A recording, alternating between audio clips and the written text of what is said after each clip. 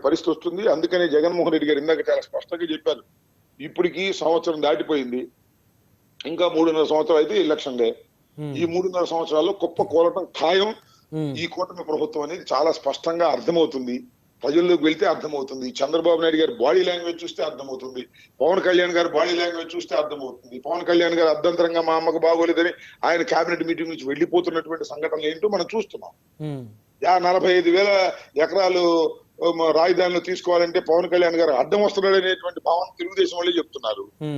ఇలా కూటమిలో ఇంత గందరగోళాలు ఉన్నాయి, బయటికి రానివ్వట్లేదు. అది వేరే అంశం. జనసేన ప్రతి నియోజకవర్గంలోనూ జనసేనను తొక్కేయాలని తెలుగుదేశం పార్టీ ప్రయత్నం చేస్తుంది. ఇది వాస్తవం. కొన్ని బయటకు వస్తున్నాయి కాళహస్తిలాగా, కొన్ని బయటకు రావడం లేదు. ఇదే కదా వాస్తవమైన విషయం. వారిద్దరి మధ్య మేము కలిసే ఉంటాం, మేము 15 ఉన్నామనండి. ఎవరు కాదన్నారు? 15 సంవత్సరాలు కాబట్టి 25 సంవత్సరాలు కలిసి ఉన్నా కూడా ఎలాంటి అభ్యంతరం లేనటువంటి. అంటే వాళ్ళు మన కలవడం బట్టే కదా సార్ మీ పార్టీ 11 స్థానాలే వచ్చాయి. ఇప్పుడు కలిస్తే కాదు సార్. నేనేది ఏంటంటే ఒక్కటి చాలా స్పష్టంగా నేను చెప్పదలుచుకుంది ఏంటంటే, పవన్ కళ్యాణ్ గారిని మేము చాలా దూషించామనో మేము ఇంకోటేనో, అసలు పవన్ కళ్యాణ్ ముఖ్యమంత్రి కాకపోయినా పర్లేదు, ముందు జగన్మోహన్ రెడ్డి ఓడిపోవాలి అని జన సైనికులు అనుకున్నారు, కాపులు అనుకున్నారు. ఇవాళ ఏంటి? మా పవన్ కళ్యాణ్ ముఖ్యమంత్రి కావాలనుకుంటున్నారు, మా పవన్ కళ్యాణ్ పవర్ షేర్ కావాలనుకుంటున్నారు, పవన్ కళ్యాణ్ చెప్పినట్టుగా కొన్ని అన్న పనులు జరగాలనుకుంటున్నారు. కానీ ఎక్కడ జరుగుతున్నాయి? చివరికి వినిత లాంటి వ్యవహారంలో కూడా నోరు విప్పలేనటువంటి పరిస్థితి అప్పర్ హ్యాండ్ తెలుగుదేశం తీసుకుందే. కొద్దా సుధీర్ రెడ్డి తీసుకున్నాడే, నువ్వు మాట్లాడే పరిస్థితి లేదే, నువ్వు తెలుగుదేశం కింద పనిచేసేటటువంటి ఒక వర్కర్గానే తయారైపోయావు తప్ప షేరింగ్ లేదే, దీన్ని ఎలా భరిస్తానంటున్నా?